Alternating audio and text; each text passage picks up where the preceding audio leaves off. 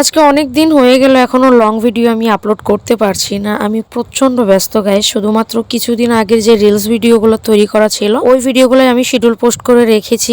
বিগত 3 দিন হয়ে গেল আমি ভিডিওই আপলোড করতে পারি না, বিকজ আমার কাছে ভিডিওই নাই। মানে আমি যে ভিডিও করব ওই সময়টাও হয়ে ওঠে নাই। বিগত 3 দিন যাবত আমি কোনো ভিডিও করি নাই, এতটা ব্যস্ত। 3 দিন আগের যে ভিডিওগুলো ছিল শিডিউল করা ওইগুলাই কিন্তু এই 3 দিন যাবত আপলোড হয়ে গিয়েছে। তো বিগত দিনগুলোতে আমি অসহায়ের মতো থেকেছি যে আমার কাছে কোনো ভিডিওই নেই, আমি আপলোড দেবটা কি। সেই জন্য কিন্তু আমি 3 দিনে 3টা পিকচারও আপলোড দিয়েছি, তাও আবার রেসিপির ভিডিও, মোমোস ভিডিও। এছাড়া আর কোনো কিছুই ছিল না আমার কাছে যাই আপলোড দিতে পারিনি। আর ওভাবে অ্যাক্টিভও থাকতে পারিনি, আমার রিচ এনগেজমেন্ট সবকিছু কমে গিয়েছে আগের তুলনায়। তো ওই জন্য ভাবলাম যে যেহেতু আমি গতকাল রাতে এই রান্নাগুলো রান্না করেছি। এখানে ছিল মাটন কষা, একটু ঝোল ঝোল রেখে রান্না করে নামিয়ে নিয়েছিলাম। তারপর ছিল গলদা চিংড়ি, কাতল মাছের মাথা দিয়ে মুগ ডালের মুড়ি ঘন্ট।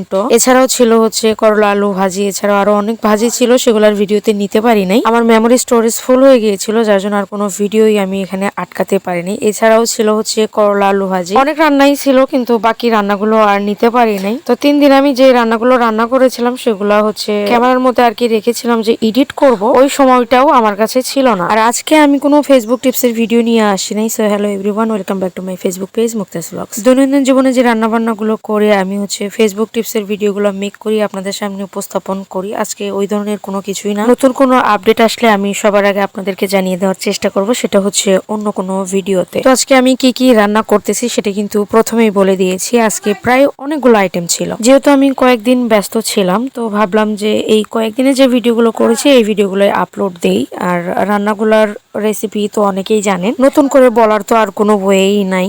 আমরা তো সবাই জানি, যারা রান্না করি মেয়েরা কম বেশি সবাই জানে যে কিভাবে রান্না করতে হয়, কোন কোন রান্নায় কি কি দিতে হয়। তো এই জন্য আমি বেছে নিয়েছি যে আমি যেহেতু রান্না করব, অনেকেই দেখতেছে, আইডিয়া নিতেছে যে কি কি দিতেছে। সেই সাথে আমার ফেসবুক টিপসের ভিডিওগুলাও দিয়ে রাখি, সেগুলো নিয়ে আমি কথা বলি, যার জন্য অনেকেই ওখান থেকে কিছু জানতে পারে, শিখতে পারে। ইভেন আমি যে রান্নাগুলো করতেছি, যারা রান্না পারে না, একটা পারদর্শী না, তারাও কিন্তু আমার রান্না দেখে দেখে শিখেও নিতে পারে। আর সেই সাথে যারা ভিডিও বানায় সেই দিক থেকেও কিন্তু তারা শিক্ষা নিতে পারে। ইভেন তারা ওইভাবে ভিডিও আপলোড করলে দেখা যায় যে আগের তুলনায় তাদের ভিডিওতে ভিউজ আসে। তারপর অনেকেই জানে না এনগেজমেন্ট কাকে বলে, কিভাবে আসে এনগেজমেন্ট, কি করলে এনগেজমেন্ট গেইন হয়। আবার অনেকেই জানে না যে কিভাবে ফলোয়ার গেইন করতে হয়, কি কি কাজ মেনটেন করলে ফলোয়ার আসে আগের তুলনায় দ্বিগুণ বেশি। তো এই জিনিসগুলো যারা আমার ভিডিওর মাধ্যমে শিখতে পারে, জানতে পারে, তারা যখন আমার ভিডিওর নিচে কমেন্ট করে তখন ওই কমেন্ট গুলো দেখতে আমার ভালো লাগে। সেই জন্য আমি রান্নার রেসিপি ভয়েস না দিয়ে আমি ফেসবুক টিপসের ভিডিও গুলাই কিন্তু বেশি মেক করি। তো গাইজ, আমি আপনাদের উদ্দেশ্যে বলে রাখি, যাদের যে